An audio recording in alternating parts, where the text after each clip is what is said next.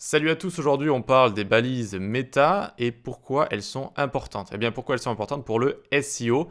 Tout simplement c'est pour que les moteurs de recherche puissent mieux indexer vos pages. Ok. Donc ça va faire partie de toutes sortes de données, d'informations qu'on va pouvoir renseigner sur notre site. Et ça peut commencer dans notre HTML juste ici, on peut avoir un attribut lang comme ça, est égal par exemple fr ou en ou Dutch, c'est du je crois, ou de. Et voilà, ça permet de renseigner la langue, donc, ou plutôt quelle est la cible de votre site au niveau de la langue. Donc ici, ça va être tout ce qui est francophonie. Ok. Ensuite, donc, quand on parle de balises méta, on fait le plus souvent référence aux balises qui sont dans le head ici. Et par exemple, la balise meta chartset, très connue et très importante, est égale UTF-8. Comme ça. Qu'est-ce que ça veut dire? Ça veut dire que ça va encoder toutes vos lettres, tous vos symboles, tout ce que vous allez pouvoir écrire au clavier en binaire pour que votre machine puisse le comprendre. D'accord? Donc c'est pour ça que c'est important de le renseigner, tout simplement. Ça va transformer tout ça pour que votre machine puisse le comprendre. Voilà, donc ça fait partie des balises méta très importantes. On a également meta name viewport. Donc souvent, elles peuvent avoir un attribut name comme ça pour les différencier. Donc viewport, ça va être tout ce qui a un rapport avec le responsive. Donc content est égal width est égal device width et initial scale est égal 1.0. 1.0 comme ça, parfait. Donc qu'est-ce que ça veut dire? Ça veut dire que de base, la largeur de votre écran sera égale à la largeur de l'écran de l'appareil que vous êtes en train d'utiliser. C'est-à-dire un portable si c'est un portable, une tablette, un ordinateur, etc. Initial scale 1.0, le zoom sera à 100%. Voilà.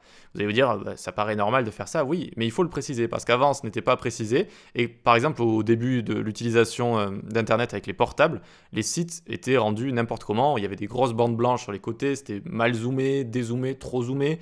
Et c'est pour ça qu'ils ont dit, bon, ben, on va faire ça comme ça.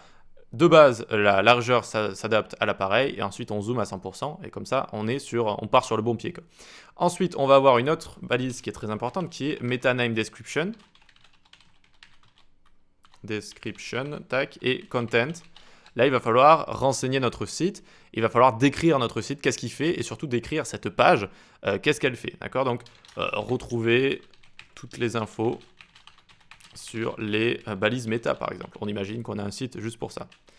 Voilà, etc., etc. On peut s'étendre un petit peu. D'ailleurs, les balises méta, je ne sais pas si ça prend un S, bref, parce que du coup, je l'écris comme ça en anglais. Je ne sais pas quand on est en référence à moi en anglais, si on doit lui mettre un S ou pas. Bref, ici, en fait, ça doit être une description de votre page, et donc, ça doit être en rapport avec votre site, le thème de votre site, les keywords de votre site, et il faut donc essayer de placer des mots-clés à l'intérieur pour que votre page soit bien indexée par rapport à ce de quoi votre site parle, tout simplement.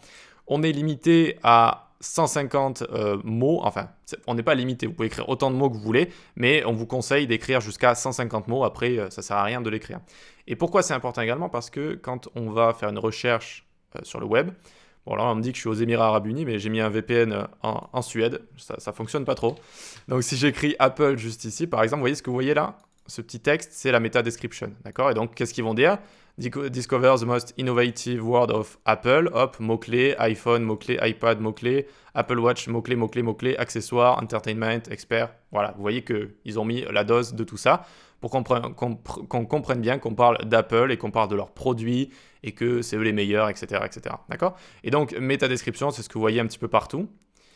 Juste ici, juste ici, juste ici. Même si je pense que pour Wikipédia, ce que vous voyez, c'est le début de la page et c'est ce qu'on appelle un rich snippets. D'ailleurs, oui, c'est un rich snippets. On en parlera dans la prochaine vidéo, celle qui va sortir demain. Ok, c'est en fait un extrait de page qui va répondre à une question. Mais de manière générale et historiquement, c'est les meta descriptions que vous voyez apparaître juste ici. Et donc, c'est très important de bien les remplir. Très bien, donc ça c'est vraiment les trois balises, on va dire, qui sont très importantes. D'ailleurs, si vous faites le petit raccourci ici, point d'exclamation, entrée ou tab, qu'est-ce que ça vous écrit? Lang, meta et title comme ça. Qu'est-ce que ça ne vous a pas écrit ici? Ah oui, ça ne vous a pas écrit la description parce qu'il ne peut pas la connaître en fait de base. Il ne peut pas la connaître. Et donc oui, le title est compris, enfin certains le décrivent comme de la méta aussi. Enfin, ça fait partie des balises méta, d'accord? Bon, même si c'est title juste ici, pourquoi? Parce que c'est très important, notamment pour le SEO, pour renseigner les robots de Google sur votre site qui vont aller crawler. Et donc, par exemple ici, on va pouvoir mettre balise méta par exemple. On imagine vraiment qu'on a un site qui parle de ça. Et du coup, voilà, ils vont pouvoir comprendre que votre site parle des balises méta, tout simplement. Voilà. Très bien pour ça. Ensuite, on peut avoir, pour justement aider ces robots de crawl des moteurs de recherche, une balise meta name est égal robots. Et donc, on va pouvoir donner des ordres aux robots qui vont crawler votre site pour leur dire d'indexer votre page ou pas, pour leur dire aussi de suivre les liens de votre page ou pas. Pour ne pas indexer, vous écrivez no index, et pour ne pas suivre les liens, no follow, comme ça. D'accord? Et donc, c'est ce qu'on fait en général dans un fichier robot.txt, mais on peut le faire aussi avec des balises méta juste ici. Voilà. Ça peut être utile de ne pas vouloir référencer toutes les pages d'un site. C'est à ça que ça sert juste ici. Des balises méta, donc on a vu quand même les plus importantes ici. Il en existe beaucoup d'autres en fait, et beaucoup qui sont dépréciées ou qui ne sont pas importantes du tout, d'accord? Donc faites plus ou moins attention à ça. Par exemple, il y avait une balise qui était populaire il y a pas mal d'années maintenant, c'est keywords, content égal, et là vous mettiez des keywords, en fait, des mots-clés. Elle a l'air sympa cette balise, et vous avez juste à mettre SEO, référencement, méta, etc.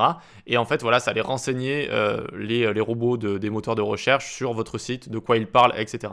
Donc ça, Google l'a dit et l'a redit, il ne fait plus du tout attention à ça, d'accord? Donc niveau SEO, ça vaut rien, voilà. Et puis, il y en avait d'autres aussi, il y en a toujours d'autres. Par exemple, meta name est égal author, comme ça, ou author en anglais. J'ai du mal avec les TH, comme ça, c'est assez dur à prononcer. Et donc, bref, content est égal, par exemple, and the stories. Ça aussi, ce genre de balises ne servent à rien. Voilà. Donc, vous pouvez en voir pas mal comme ça, des balises qui ne servent pas à grand-chose. Ok pour ça, est-ce que j'ai autre chose à dire que je m'étais écrit à côté? Tac, tac, tac. Non, je pense qu'on a tout vu, c'est bon. Donc, les balises les plus importantes, c'est vraiment celle-là, chart set, viewport, description. N'oubliez pas un titre unique pour chaque page également. Et vous pouvez mettre aussi ce petit attribut langue si vous voulez.